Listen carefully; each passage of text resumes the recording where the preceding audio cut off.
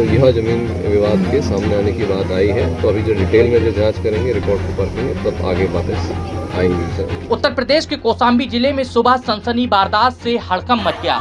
एक दलित परिवार के 3 लोगों की निर्मम गोलियों से भूनकर छलनी कर दिया गया, उन्हें मौत की नींद सुला दिया गया। इस मामले में पुलिस ने मृतक के परिवार की तहरीर पर 8 लोगों के खिलाफ FIR दर्ज की है, साथ ही 2 आरोपियों को गिरफ्तार कर लिया है। तो गांव के सुजीत सिंह, रंजीत सिंह, गुड्डू सिंह, अरविंद सिंह सहित तमाम जो लोग हैं अभी भी घटना के बाद से ही फरार हैं। पुलिस ने अमित और उसके साथी को गिरफ्तार कर लिया है। ये सभी लोग ठाकुर और यादव समाज से आते हैं। अनुसूचित जाति पर इन लोगों ने सोते समय तोड़ गोलियां चलाई, उसके बाद ये फरार हो गए हैं। सुबह खून से लथपथ जब सब बरामद हुए हैं तो गांव के लोगों में आक्रोश फैल गया। इस मामले में पुलिस के सामने ही आरोपियों के मकान जलाए गए, साथ ही पथराव किया गया। इसमें कई अफसर घायल हुए। देखिए इंडस न्यूज की खास रिपोर्ट। शुक्रवार को सूरज की पहली किरण निकल रही थी और सब लोग अपने कामकाज पर जाने के लिए तैयारी कर रहे थे। स्कूली बच्चे अपनी यूनिफॉर्म पहनकर स्कूल में शिक्षा लेने जाने ही वाले थे कि कौशाम्बी के संदीपन घाट गांव में 10 बिस्वा जमीन को लेकर चल रही रंजिश में खूनी संघर्ष हुआ है।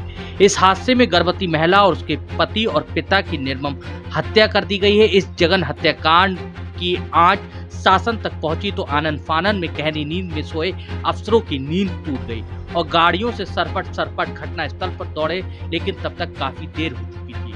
गुस्साई ग्रामीण ने आरोपियों के घर को आग के हवाले कर दिया। पुलिस ने तमाम मुश्किलों के बाद आग पर काबू पाया। सबों के पास मातम करते ये लोग बेबस हो चुके हैं, क्योंकि उनके अपने ही परिवार के लोगों की निर्मम गोलियों से छलनी करके मौत की नींद सुला दिया गया है। अनुसूचित जाति की गर्भवती महिला को भी इन दरिंदों ने नहीं बख्शा।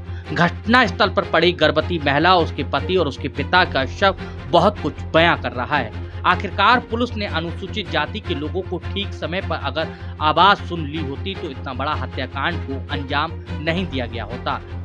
10 बिस्वा टुकड़े को लेकर उन्हें मौत की नींद सोते समय सुला दिया गया है। उन्हें उठने तक का मौका नहीं दिया गया है। आरोपियों ने कुछ बोलने तक का समय नहीं दिया। घटना स्थल पर पड़ी ये सब इस बात की गवाही दे रहे हैं कि उनके पास बैठे परिवार के लोग मातम कर रहे हैं। कौशाम्बी में खूनी संघर्ष की ये इबारत पहले से ही लिखी जा चुकी थी। घटना को देखकर लग रहा है कि अनुसूचित जाति की गर्भवती महिला, उसके पति और उसके पिता की निर्मम हत्या कर दी गई। सनसनी हत्याकांड के बाद मृतक के परिवार वालों ने आरोपियों के घर बुलडोजर चलाने की मांग उठाई, साथ ही आरोपियों के घरों को आग के हवाले कर दिया। महज 10 बिस्वा जमीन को लेकर चौहान और यादव बिरादरी के लोगों ने अनुसूचित जाति के 3 लोगों की बेटी, दामाद, ससुर को गोलियों से छलनी कर उन्हें मौत की नींद सुला दिया। इस घटना में 6 माह की गर्भवती की भी मौत हुई है। ट्रिपल मर्डर के बाद पूरे इलाके में तनाव का माहौल बन गया। हत्याकांड से नाराज ग्रामीणों ने कई घरों को आग के हवाले कर दिया।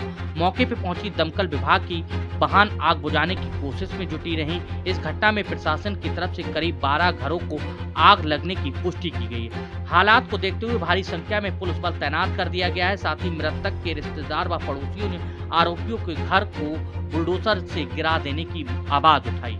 संदीपन घाट निवासी हीरालाल 62 की जमीन चौराहे के पास है। जमीन को लेकर चौहान और यादव बिरादरी के लोगों से विवाद चल रहा है। हीरालाल कुछ दिन पहले अपनी जमीन की पैमाइश कराने को लेकर तहसील में दरखास्त की थी। उसके बाद तहसील की एक टीम ने हीरालाल की जमीन की पैमाइश की।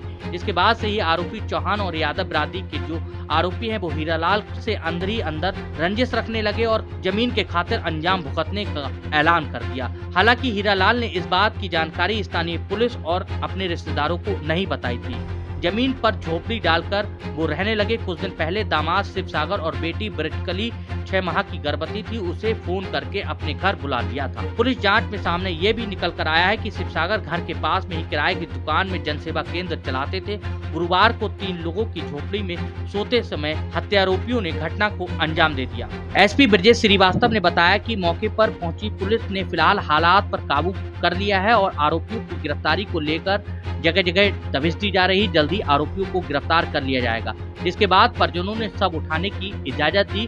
पुलिस ने शव कब्जे में लेकर PM के लिए भेज दिया है। SP ब्रजेश श्रीवास्तव ने कहा है कि इस मामले में लोगों के नाम प्रकाश में आए हैं। घटना को अंजाम देने के बाद चारों आरोपी गांव छोड़कर परिवार के साथ फरार हो गए हैं। अनुसूचित जाति के 3 लोगों की हुई हत्या के बाद गांव के लोगों में आक्रोश साफ दिखाई दे रहा है। गांव के लोगों ने कहा है कि स्थानीय भारतीय जनता पार्टी के सांसद विनोद सोनकर से हीरालाल और उनके दामाद ने मुलाकात की थी। अपनी जमीन पर कब्जे को लेकर उन्होंने कहा कि स्थानीय लोग उनकी जमीन पर कब्जा कर रहे हैं। हालांकि सोनकर ने उन्हें कार्रवाई का भरोसा दिया था, लेकिन हीरालाल और उनके दामाद और बेटी को यह नहीं पता कि 10 बिस्वा जमीन के खातिर उनकी जान चली जाएगी। पुलिस जांच में निकल कर ये भी आया है कि आरोपियों ने गुरुवार को ही हीरालाल और उनके दामाद को अंजाम का ऐलान कर दिया था और हीरालाल अपने परिवार के साथ गहरी नींद में सो रहे थे। देश के सबसे बड़े राज्य उत्तर प्रदेश, महाराष्ट्र, राजस्थान, बिहार में अनुसूचित जाति के लोगों को टारगेट किया जा रहा है और उनके साथ मारपीट की जाती है।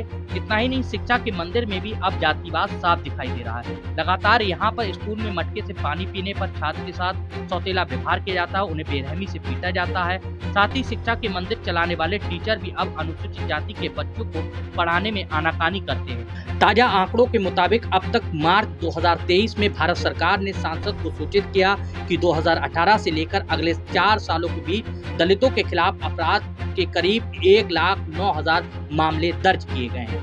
नेशनल क्राइम रिकॉर्ड्स ब्यूरो के अनुसार उत्तर प्रदेश में दलितों पर हमले के करीब 49,613 मामले दर्ज किए गए हैं। 2018 में 11,924, 2019 में 11,829 और 2020 में 12,714 और 2021 में 13,146 मामलों को दर्ज किया गया है।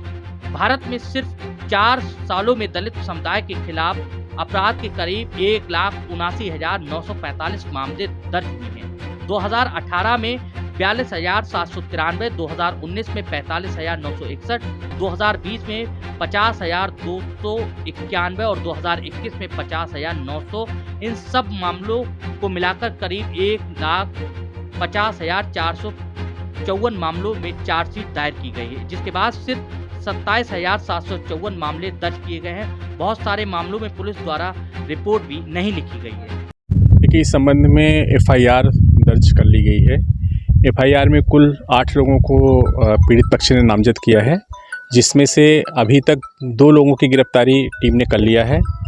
शेष अभियुक्तों की गिरफ्तारी के लिए हमारी 8 टीमें गई हुई हैं और बहुत शीघ्र ही हम उनको भी गिरफ्तार करेंगे और जो आला कत्ल है उसकी भी बरामदगी करेंगे।